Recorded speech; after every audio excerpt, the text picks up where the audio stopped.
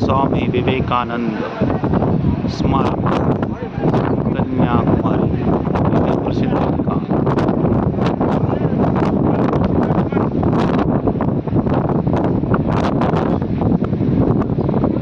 आवडलं गुरुजी? चला इथं आलं की मस्त घंटावर टाइमपास होते, जावंच नाही वाटत माणसाला।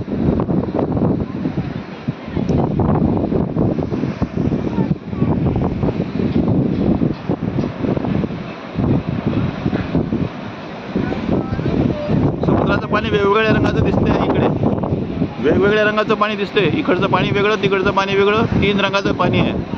हिंद महासागराचं पाणी आहे, अरबी समुद्राचं आहे आणि पश्चिम बंगालच्या उपसागराचं पाणी आहे। खूप छान असं